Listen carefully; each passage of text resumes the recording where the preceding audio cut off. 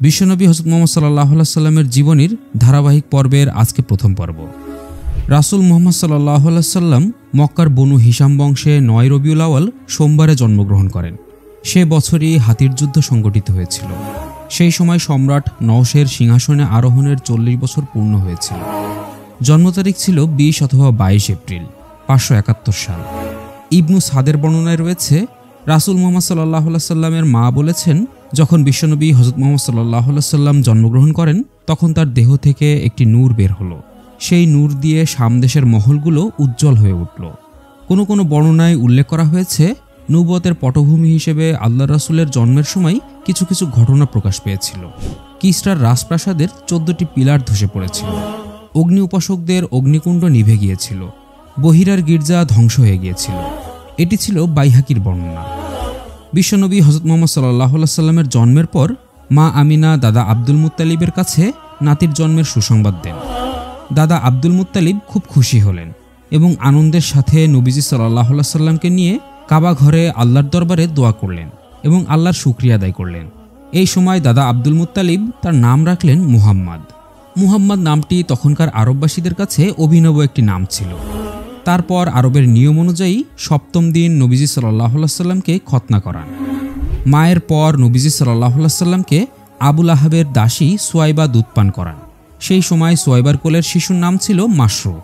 সুয়াইবা নবীজি সাল্লাল্লাহু আলাইহি সাল্লামের আগে হামজা ইবনু আব্দুল মুত্তালিব এবং তারপর আবু সালামা ইবনে আব্দিল আসাদ মাকজুমিকে দুধ পান করিয়েছেন।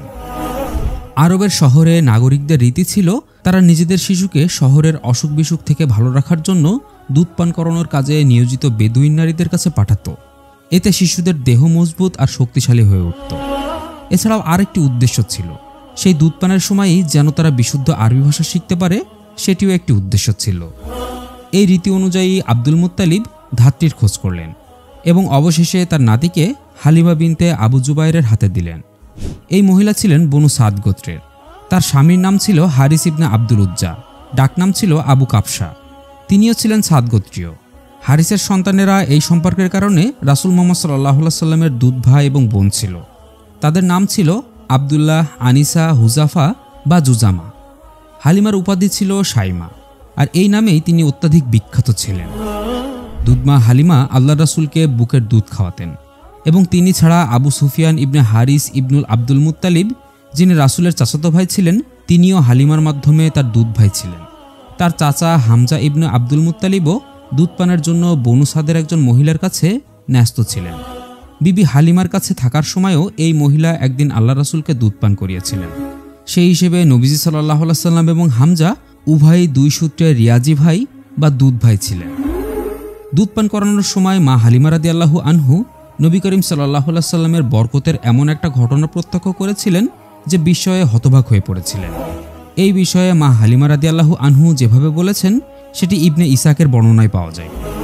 তিনি বলেন, আমি আমার স্বামীর সাথে দুগ্ধপোষ্য শিশুসহ বনু সাদের কয়েকজন মহিলার সঙ্গে নিজ শহর ছেড়ে বের হলাম। সেটি ছিল দুর্ভিক্ষের বছর, চারিদিকে অভাব অনটন। আমি একটা মাদি গাধার পিঠে সওয়ার হলাম। আমাদের কাছে একটি উটনিও ছিল, কিন্তু সেই উটনি এক ফোঁটা দুধও দিত না। ক্ষুধার জ্বালায় শিশুরা ছটফট করত। রাতে ঘুমাতে পারতাম না। আমার বুকেও দুধ ছিল না, উটনিও দুধ দিত না। বৃষ্টি এবং স্বাচ্ছন্দ্যের আশায় আমরা দিন কাটাচ্ছিলাম।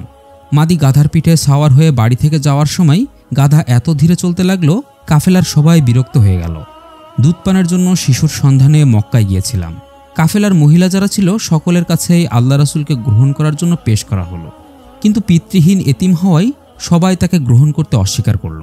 কেননা সবাই সন্তানের পরিবার থেকে ভালো পারিশ্রমিকের আশা করেছিল। একজন বিধবা মা আর কী বা দিতে পারবে? এই কারণে আমরা কেউ তাকে নিতে রাজি হইনি। এদিকে আমাদের কাফেলার প্রত্যেক মহিলাই কোনো না কোনো শিশু পেয়ে গেল। আমি কোনো শিশুই পেলাম না। ফেরার সময় স্বামীকে বললাম, খালি হাতে ফিরে যেতে ভালো লাগছে না, আমি বরং ওই শিশুকেই নিয়ে যাই। আমার স্বামী রাজি হলেন, বললেন হয়তো তার ওসিলায় আল্লাহ তাআলা আমাদের বরকত দেবেন। এরপর আমি গিয়ে তাকে গ্রহণ করলাম।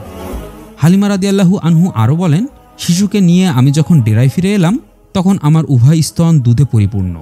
শিশুটি পেট পুরে দুধ পান করল, তার সঙ্গে দুধ ভাইও পেট পুরে দুধ পান করল।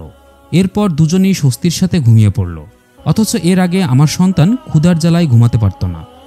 এদিকে আমার স্বামী উটনি দহন করতে গিয়ে লক্ষ্য করলেন সেই উটনির স্তনও দুধে পরিপূর্ণ। স্বামী এত দুধ দহন করলেন, আমরা তৃপ্তির সাথে তা পান করলাম। বড় আরামের সাথে আমরা রাত কাটালাম। সকালে আমার স্বামী বললেন, আল্লাহর কসম, হালিমা, তুমি এই বরকতময় শিশুটি গ্রহণ করেছ। আমি বললাম, আমারও তাই মনে হয়। হালিমা রাদিয়াল্লাহু আনহা বলেন, এরপর আমাদের কাফেলা রওনা হলো। আমি দুর্বল গাধার পিঠে সওয়ার ছিলাম। শিশুটি ছিল আমার কোলে।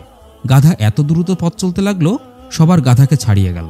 আমার সঙ্গে থাকা মহিলারা অবাক হয়ে বলল, হে আবু জুবাইরের কন্যা, এটা কি আশ্চর্য ব্যাপার! আমাদের দিকে একটু তাকাও।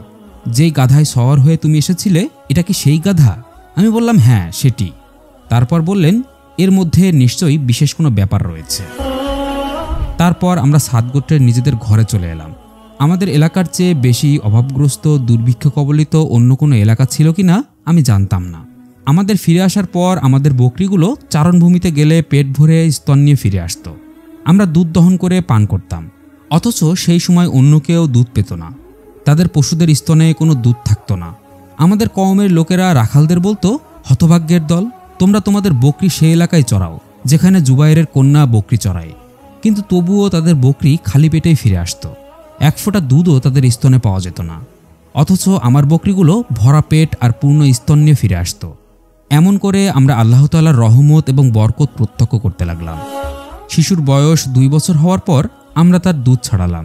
অন্যান্য শিশুদের চেয়ে এই শিশু ছিল অধিক হৃষ্টপুষ্ট এবং মোটাসোটা। এরপর আমরা শিশুটিকে তার মায়ের কাছে নিয়ে গেলাম। আমরা তার কারণে বরকত প্রত্যক্ষ করছিলাম, তাই চাচ্ছিলাম শিশুটি আমাদের কাছেই থাকুক। শিশুর মায়ের কাছে আমি এই ইচ্ছার কথা জানালাম। বারবার আবেদন নিবেদন জানালে বিবি আমেনা পুনরায় শিশুটিকে আমাদের কাছে ফিরিয়ে দেন। ভিডিওটি এই পর্যন্তই। পরবর্তী পর্ব দেখার আমন্ত্রণ রইল। ভিডিওটি কেমন লাগলো অবশ্যই কমেন্ট করে জানাবেন। নিয়মিত ইসলামিক ভিডিও পেতে গনিমত চ্যানেলটি সাবস্ক্রাইব করে আমাদের সাথেই থাকবেন। ধন্যবাদ। আসসালামু আলাইকুম ওয়া রাহমাতুল্লাহ।